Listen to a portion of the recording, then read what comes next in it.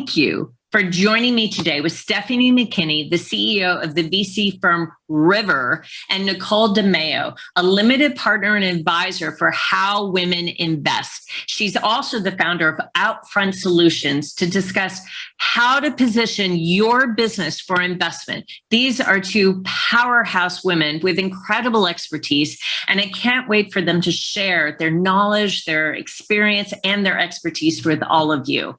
And I'm Linda Fisk. I'm the CEO of Leadership Global, and I am absolutely thrilled to welcome you to the program today. Leadership Global is the most impactful community of extraordinary women in the world.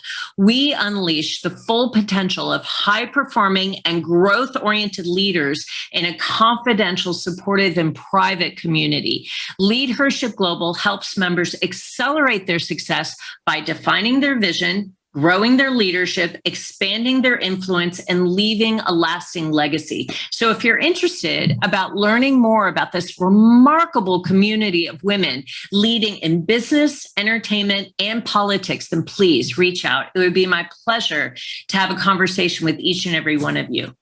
Now, for our program, did you know that only 2% of companies founded and led by women actually get venture backing? Though 40% of companies were founded by women, they generate 26 greater return on investment than those founded by men. So today, you're going to learn how to present your business to investors from the other side of the deal table through the expertise of these two powerful women in venture capital.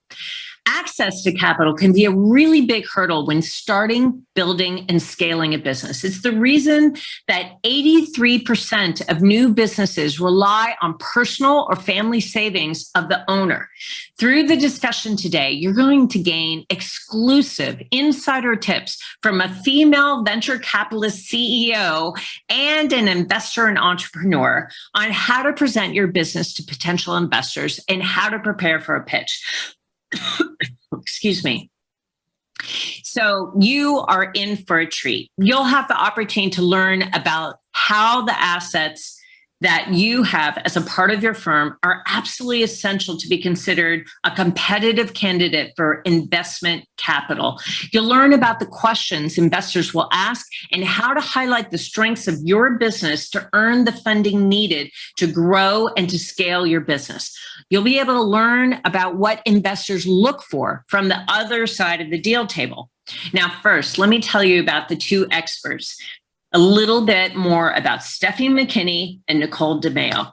Nicole DeMeo is the founder of Outfront Solutions, helping companies raise money, and a founding limited partner and fund advisor for How Women Invest, a new venture firm focused on changing the 2%, get this, 2% of venture dollars that are going to female-founded and led startups. Having sat on both sides of the table as an entrepreneur and as an investor, Nicole is absolutely passionate about this topic and wants to share the different strategies and practical tips to help you fund your business. Nicole will share some ideas to help you discover more ways to access capital for your business. And Stephanie McKinney is the CEO of River VC. She is a noteworthy leader in the field of venture capital and angel investing, and she supports women founders who are innovative and driven. In fact, Stephanie is really revolutionizing the investing industry through her firm, River, an accredited investing company who has made significant investments in several different sectors of business, including fintech, medtech, food, wine, name it. Stephanie takes pride in providing the best support for every single founder that she meets. So with that, let's jump right in. Ladies, thank you for joining us. Stephanie, Nicole, could not be more excited about having you as part of our panel today. And to kick off the discussion, I'd really like to hear from both of you about what led you to have such passion around women's advancement and investing in female business owners. Good morning, everyone, or afternoon or evening, wherever you are. Thank you so much for being here and being in community.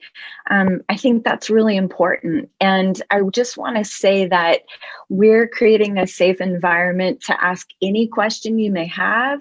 We consider this a conversation. So if you have questions along the way or want to add insights, we welcome that. And please get in touch and stay in touch with us to continue the conversation. But you asked why jump in and support and stand alongside of my sisters and brothers. I've raised a lot of money for a lot of men over the years and a long career in Silicon Valley. And I, along the way, just thought, this is really lopsided, and in this journey, in raising money for my own firms as well, I came across some really significant hurdles, and we can talk about those later. But I really wanted to dedicate my career to turning the tables. And so women also need to get involved in the investing side. So that's why I'm a limited partner, or LP, investing in funds. I'm running a fund. I'm an angel investor. I'm on all sides of the investing side of things, as well as I'm an entrepreneur. And so I wear a couple of different hats in how I look at things. And I had a health scare at the end of 2019. And I thought, if I get to move forward in this lifetime, what do I want to do that feels really meaningful and soul fulfilling? And that is stand alongside women as they go to seek investment, as they're raising, as they're growing their businesses or growing their personal brands, and as an investor to put capital to work as well.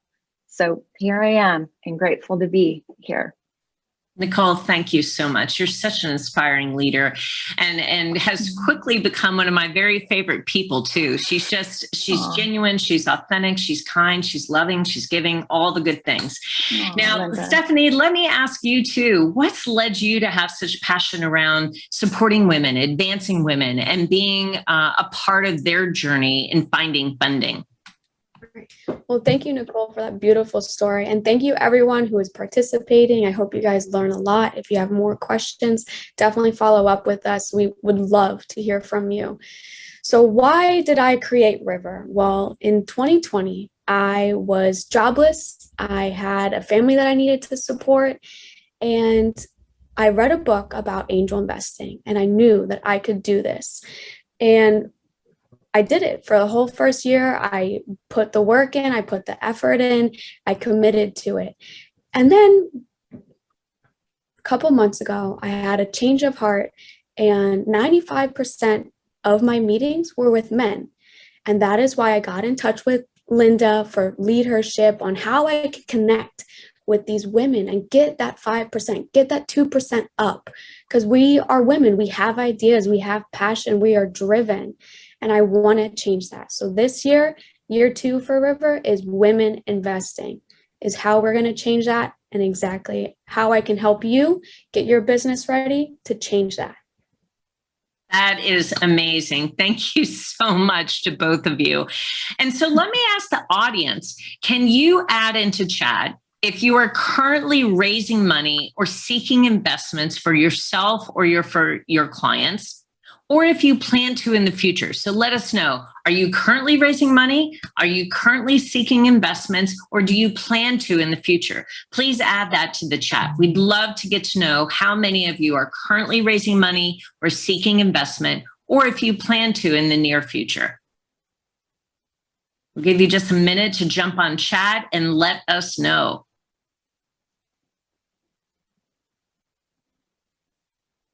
Okay, so Trish is contemplating raising dollars in the future. Barbara's, let's see, now it's really coming in. Here we go. Lovely. Barbara's seeking investment for a new project. Gemmalyn plans to in the near future if she can launch her business. Lorianne, not at this time, but she's interested in becoming an angel investor. And then Nita, not for yourself, but hearing more for other business owners, they're seeking investment for growth. And then Meredith says plans to seek investors in the near future, maybe 2020. So Nita, you said that you are looking at investing. So let me ask that. Add to the chat if you are an investor or a potential investor. Please add to the chat if you're looking to be an investor or a potential investor into businesses, growing, thriving, scaling businesses? Yeah, it's so important that we participate in this entire economic cycle. So I'd love to hear that some of you are interested in investing. Yeah, so Lorianne says for the right opportunity, you're interested in that. Terry said unsure, looking for supportive communities to grow in. So Terry, you and I should chat about Leadership Global. And then Karen said planning to help with your daughter's father's company. That makes sense. Okay.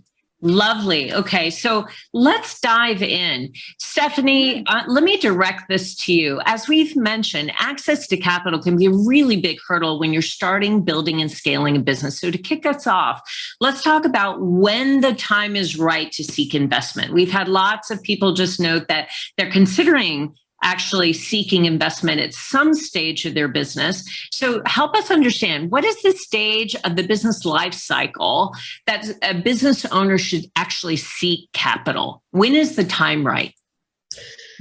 Perfect. So a lot of you guys are planning, which is good because it's going to be a process. So you need to start now. You need to prepare your business or your friend's business on how to seek capital. So in the beginning, you probably have sweat equity, you're putting in all the work, you're working at home, or you're bootstrapping it by yourself or your family and friends. And then once you get past that and you can hold your business for 18 months, now to the future, then you need to start looking for outside income, outside capital. That is where you get into your pre-seed and your seed rounds, is when you start reaching out to maybe your family friend knows this one person that is an investor and you need to go reach out to him and pitch your idea, which means that you need to have your product ready. You need to have your competitors known. You need to make sure that you are well versed in what you're going into. You can't just come out there and say, I have this product, because someone else might have that. So you need to make sure that you know your competitors, you know your product, you know your product market fit, you have a social media presence, because that is how we're going to do our due diligence. Is we're going to look at your website. We're going to see how your LinkedIn page is rolling. We're going to see how many people you've talked to. Is your product known? Is it beginning or is it already out there? And then once you have that rolling, you start talking to angel investors or people that can put money towards your company. And with that, you need to make sure you have a good lawyer behind you as well to make sure that these deals are concrete. You're just not rolling money through your capital, and making sure that you have a good team and making sure that you're presentable to all these angel investors. And then once you're there, then it starts rolling from your series to your crowdfunding. Crowdfunding just was released in March 16th that anyone can now invest. You don't have to be accredited. Anyone can just pick up, go to WeFunder, and then just throw money at you. You need to make sure that your business is ready. Yeah, that's so smart, Stephanie. Thank you so much. And Nicole, let me ask you, can you talk to us about the different kinds of capital investing? Stephanie mentioned seed funding and angel investing. So when is the time right to seek investment? And what are the stages of the life cycle that a business should seek capital at? Yeah, I'm going to start by saying something a little controversial, and that is to this talk, and that is that don't raise money unless you really have to, because you have to consider the fact that you are entering into a very long-term relationship with this investor, and it is imperative that you are in alignment. Seeking an investor is not unlike being hired for or hiring others for a job. You have a couple of opportunities to meet them, and then bam, you're together, and you're, in a job situation, 8 hours a day, a lot of times more time than you're with your family. And so it's really imperative that you're super thoughtful about when you go into seek investment if you need that. So there are, to your question, Linda, lots and lots of financial vehicles that people can consider. There are SBA loans. That's not taking equity in your company, right? It's debt. There are incubators that you can be a part of. A lot of times they're not necessarily taking equity in your company, but they'll give you grants. There are grants. As Stephanie mentioned, there's crowdfunding. There are angel investors. So people, individuals, there are angel groups. There are venture capital funds. And then there's the whole world of raising with digital currencies. You can raise in an IPO, later stages, right? Private equity, mergers and acquisitions, strategic investment. I left out one other entity that invests, and that is family offices. So they're a real group that invests a lot of times in earlier stage companies where they have a great passion for what you're doing. One thing I love about female entrepreneurs is you all and we all so often bake impact and environmental and social good into your businesses. And so often angel investors, family offices, those folks really find significant alignment. And we do as well as a fund with how women invest. So those are kind of the number of different vehicles, right? Financial vehicles. And then in terms of stage and all of that fit, we're really looking to see that you have a team of subject matter experts. You got SMEs on your team, you know the space, you understand it. So in addition to that, we're looking for, did you find a good product market fit? Do you understand the total addressable market, the serviceable addressable market, and the opportunity, the market serviceable opportunity within that market, right? So you're identifying that, you understand who your customers are, you understand who your major stakeholders are, and you're starting to accumulate some of your assets, which we'll talk about later, which are the contracts that Stephanie mentioned. You're accumulating your IP. Maybe you have some intellectual property that's protectable. You're pulling together all of those assets, and we'll talk about that more later as well. I love that, Nicole. I love that you offered so many options for a business that's seeking capital. So let's stay with that for just a second. Let me start with you, Nicole. What are some of the different kinds of investments that are available for business owners as they correspond to the different stages of a life cycle? So you said IPOs for a later stage. Angel investing is usually associated with early stage. So can you sort of match up the kinds of funding that are available at the different stages of a company's life cycle? Sure. And I think that's really important to note, because a lot of times you don't necessarily want to seek venture capital funding unless you're ready to 10x your growth, because venture capitalists are looking for that kind of growth. So let me go back to the earliest stages. In the earliest stages of your business, you're looking for a lot of times just getting into maybe a loan to patch you through in terms of capital. You're looking for an incubator. Incubators are great because they connect you in community. Join communities like Leadership Global. A lot of times you will find employees, potential investors, you name it, across your entire ecosystem. So incubators, early stage, angel investors are typically early stage. And angel investors can come in the form of friends and family. So this is usually providing seed capital. And even pre-seed, right? So it's an idea. They know you. They know you're an incredible, business person, and so they're willing to invest in you as a leader and/or a small team that you might have. And then as you roll through, angel investors will also come in even up to the A round, all the way through seed, if they're super angels and if they have enough capital to deploy and invest and keep their position, their percentage of ownership of your company. A lot of times angels like to do that, or they take an exit when you're at your B round. So then, and the A round is when you start to talk to more so angel groups. Family offices also look at seed and earlier stage typically, but some family offices are large enough to go all the way to IPO. It's not typically until your A round that you're looking at venture capital money. You have revenue traction, you have that product market fit, you understand your market, and that capital is to start to scale the idea. And it's maybe taking it to new markets, or it's to just ramp up the team and blow out the model because you have successfully proven you have a solid business model. And then with B, C, D, along that continuum of the raise, typically it's institutional investors or venture capital that will come in then.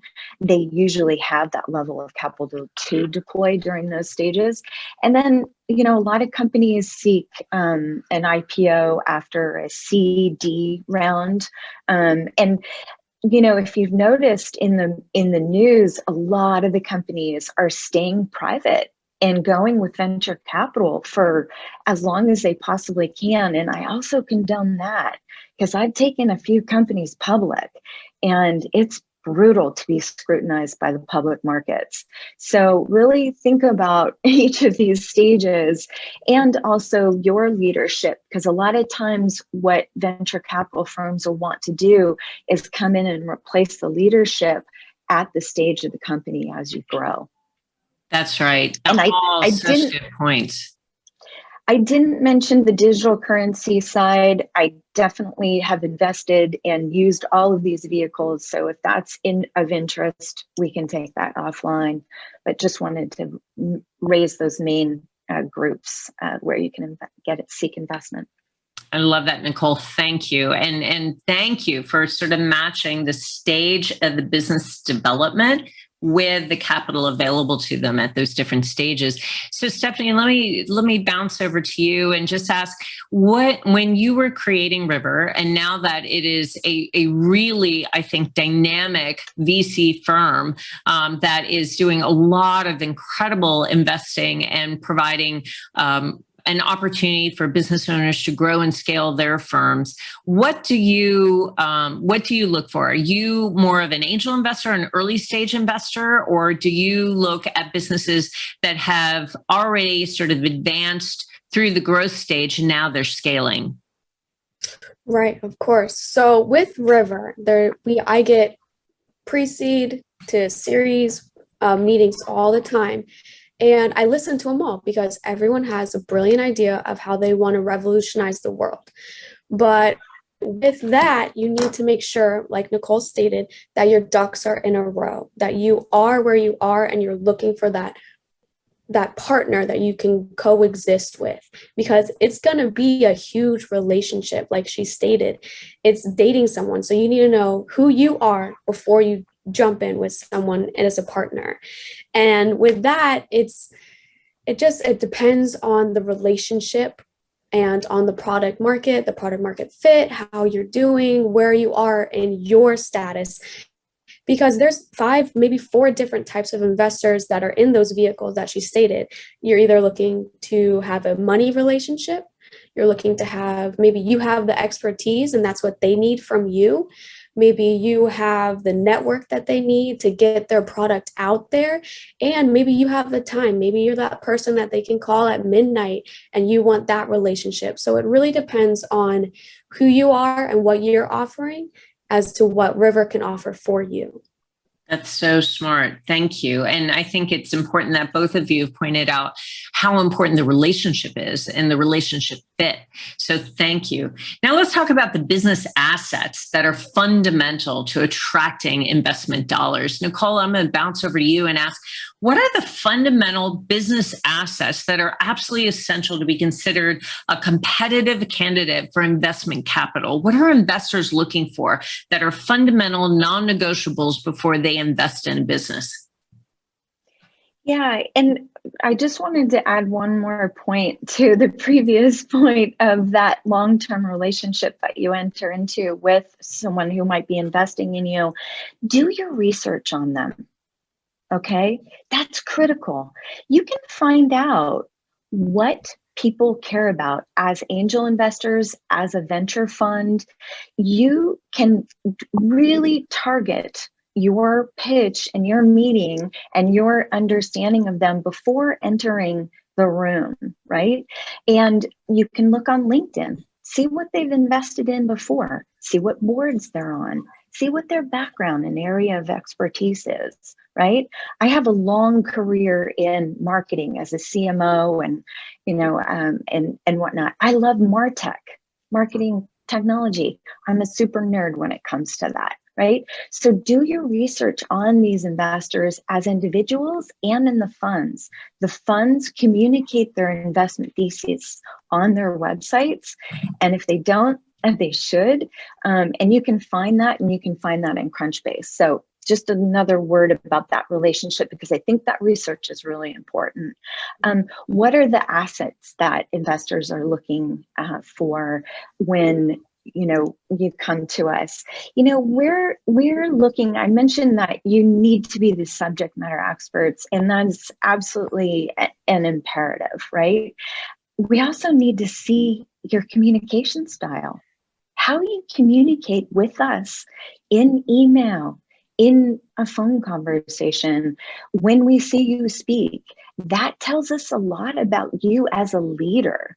And so we're looking for your communication style and frequency and whatnot.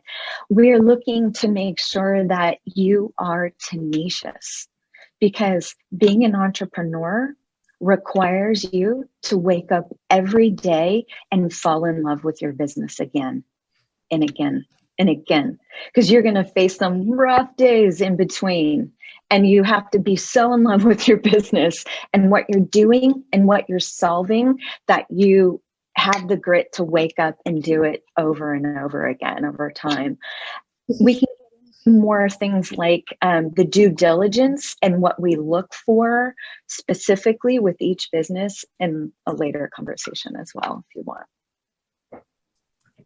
Love that, Nicole. I will tell you, I resonate so much with your comment about waking up every single day and falling back in love with your business. And that's really what it takes to be tenacious, to be dedicated. And for me, being the CEO of Leadership Global, it's women like you that keep me passionate. You and Stephanie and our other members of Leadership Global. It's being able to serve women like you that drives me every moment of every day. And I'm so thankful for that.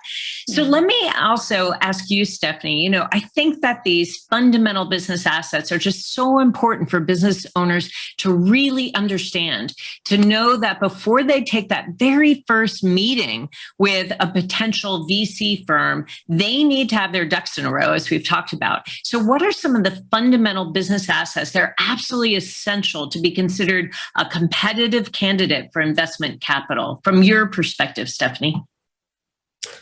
Thank you. I appreciate that. And yes, you do have to wake up every day and love what you do. Otherwise, you need to find something else that you're passionate about. And with that, I think that's essential, that tenacity that Nicole was talking about. If I can't see it through my Zoom conference and you don't want, I don't want to get up and just go hug you because you're so passionate about what you do, then maybe find a different one that you're passionate about. But I think that is a huge asset that a founder, a co-founder needs to have in a business. So like Nicole said, during those meetings, you need to do your research. You need the ones that stick out to me that I have noticed are the ones that, say, oh, you run Spartan races. I do, Tough Mudder. It's something that connects us personally that I'm like, oh, that's so cool. And it no longer feels like a business relationship. It just feels like a relationship. I want to continue. So with River, I don't just want to be a financial check. I want to be your cheerleader. I want to be your supporter. I want to be your mom and tell you how to do things and how I can help. And if you need something, I want to be that strategic partner that you go to. If you have those noon meetings that you're just like, oh, I had the worst one, I want to take you out to lunch and make you feel better. I want to see you succeed, and I want to see your business succeed more than anything. If I can see that you're passionate and you're committed about this, and you wake up every day and you're driven and dedicated. So that's what I believe is the huge asset that I look for in a relationship. That's great. And what does, Stephanie, sticking with that for just a moment, what does a founder need to do to prepare for a pitch? Certainly financials are critical. You need to show some level of financial prosperity. So you need to show some level of financial growth. So what does a business owner need to consider when they're presenting their business to a potential investor, beyond passion and commitment to the business and beyond some sort of interpersonal chemistry and alignment? What does a founder really need to do to prepare for a pitch? Right. So like every relationship, you need to know who you are. You need to know everything about your business, about your competitors, about how you are going to succeed in this sector. Why are you the one that I should put my money to back up? You need to make sure that tell me why you're going to be successful. Like we've already had Airbnb. If you're trying to do some kind of similar thing, why is this going to succeed? Why would I change from Airbnb to you? And then how committed you are. Like you said, passion, driven, tenacity, and then what your winning looks like. Are you going to IPO? Are you going to just hold it and open it up to other VCs? What is our money, our capital going to look like in the near future? Okay, I like that. So, Stephanie, let me stick with you for just a second and ask, what are some of the questions that investors will ask in that first pitch? How can business owners highlight the strength of their business to earn the funding that they need to grow and scale their business? So what should a business owner expect in that first meeting? What are some of the questions that the investors will ask? Right. Of course, we're going to ask, how are your financials? Can you support yourself for 18 months without raising anything? Why this market? What's your product market fit? How are you going to succeed? What are your competitors? Know what kind of market you're running into. How's your social media? Is your product out there? Are you already looking? Are you looking for something else? Know what kind of relationship you want from us. What are we looking to gain? Are we gaining a safe contract where we get a little bit of equity in your company? Are we doing a convertible note where we're just going to lend you money and then later down the road, we're going to get 1% off of it? Know who you are, what kind of business you're running, what your competitors look like, as well as your burn rate, your product market fit, and why are you raising this round? Okay, that's great. Stephanie, thank you so much for that insight. Nicole, let me ask you the same question. What are some of the questions that you think investors are likely ask in their first pitch? And how can business owners be prepared to highlight the strengths of their business to earn the funding needed to grow and scale their firm? Yeah, wearing many hats and being on both sides of the table as an entrepreneur and an investor, I've seen it all. And I will say that, unfortunately, a lot of times women, and this is statistically proven, women are asked different questions than men. Men are often asked questions about opportunity. Women are often asked questions that they need to build a defense around. And so being ready and, being ready for that, I think is really important. I've sat alongside of male entrepreneurs and raised 77 million in a couple months. I've sat alongside of female entrepreneurs, and it took us 15 months to raise, 3 million and 150 different meetings. So this is really, it's really important that when you walk into that pitch, you have done your research, you understand who you're talking to, that you're conveying your expertise, you understand the problem, the market solution, you understand your customer and their persona inside and out. You understand how your brand will impact people across the brand ecosystem. That's investors, customers, employees, partners. You are communicating how and showing, demonstrating how trainable you are as well. You are listening. You're not just pitching 100% of the time. I see entrepreneurs do that all the time, and they don't ask the questions. Typically, you're sitting across the table from someone who has built a lot of businesses in the past. A lot of times, VCs and investors are operators as well. So it's a great thing to ask their thoughts and opinions, get that immediate feedback right in that meeting. Yeah, I think those are a lot of the tips. I love that. And those are such great tips, although depressing statistics, but lovely insights. So thank you so much. And let me go back to this idea of business assets. What are some of the fundamental business assets that you've seen investors really dive into and ask about, where they really, lift up the hood and really dive into those particular fundamental business assets to determine whether or not the business owner has some of the fundamentals in place to be a competitive candidate for investment? Nicole? Are you pointing that back to me? Sure.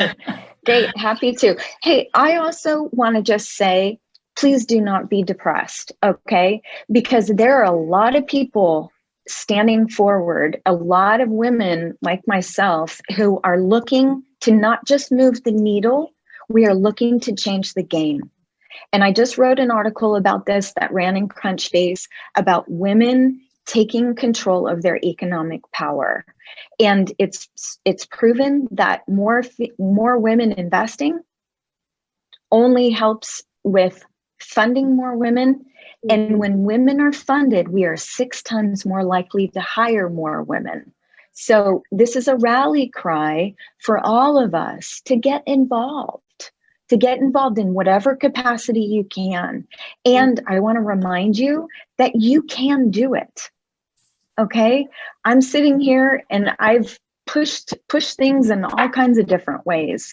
Stephanie is a phenomenal example of, she just jumped in and she did it. So just a reminder, you can do it. Okay, back to assets. In terms of assets, sorry, you can tell I'm so. No, keep it up. I love it. Okay, what some of the assets that we're looking for? Do you have good contracts? Stephanie mentioned earlier, do you have a good attorney?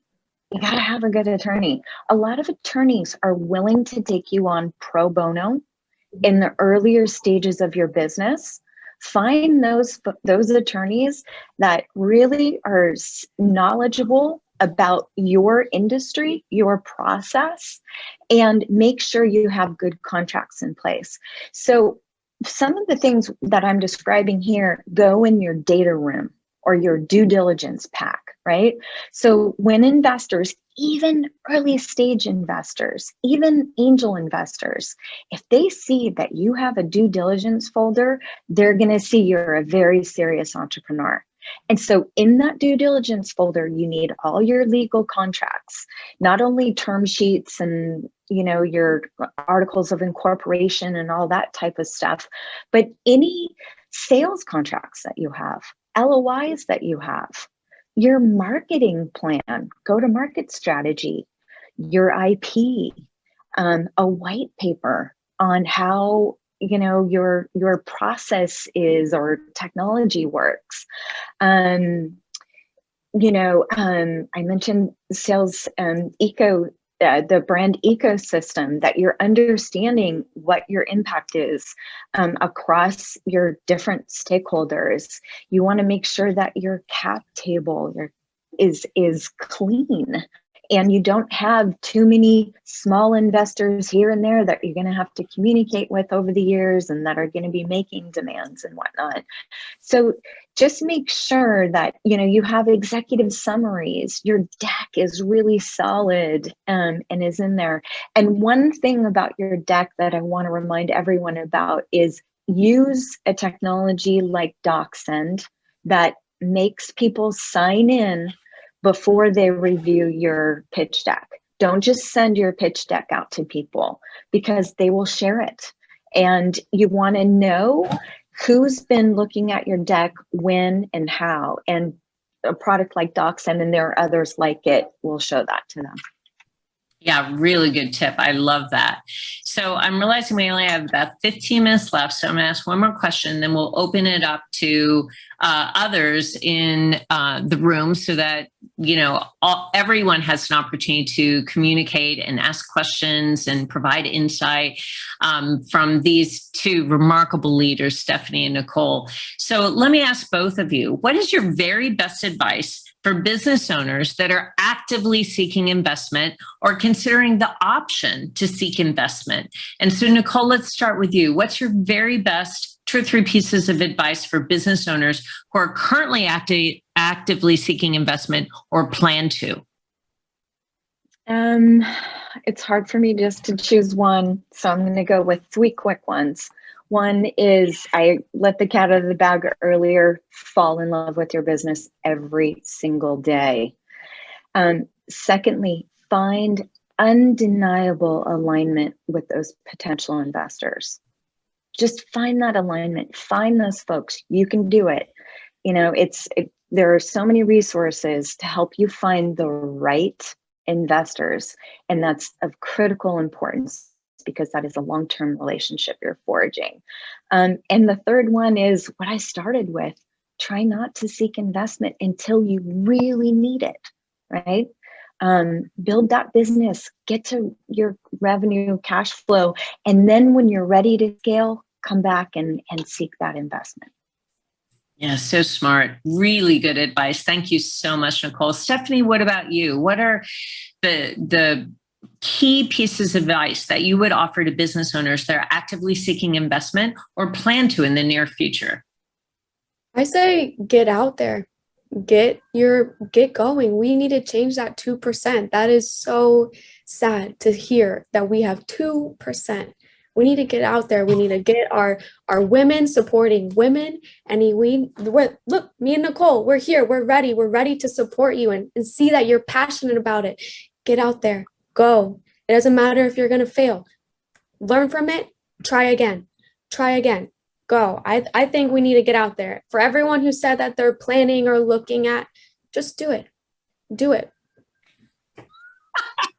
I love that. I love that fearlessness, Stephanie. That is just wonderful. Yeah. Thank you for joining me today with Stephanie McKinney, the CEO of BC firm River. You guys have seen the power of Stephanie. She is a go-getter, and she is the CEO of the VC firm River. And if you're interested in learning more about River or you want to connect with Stephanie, be sure to look her up on LinkedIn. And Nicole DeMeo, she is an LP and advisor for How Women Invest. And she's also the founder of Outfront Solutions. And I could not be more thrilled to introduce you to these powerhouse women who have such deep expertise in this whole area of investing and supporting women business owners. And I am Linda Fisk, the CEO of Leadership Global. And again, if you're interested in learning more about our community of phenomenal women like Stephanie, like Nicole, then please don't hesitate to give me a ring. It would be my pleasure and my privilege to tell you more about the incredible women that are part of Leadership Global and how we can help you accelerate your success by defining your vision, growing your leadership, expanding your influence, and helping you leave your legacy. Again, thank you to these two powerhouse ladies and sharing their incredible expertise and really valuable insight. I'm just really, really thankful to both Nicole and Stephanie. Thank you, ladies.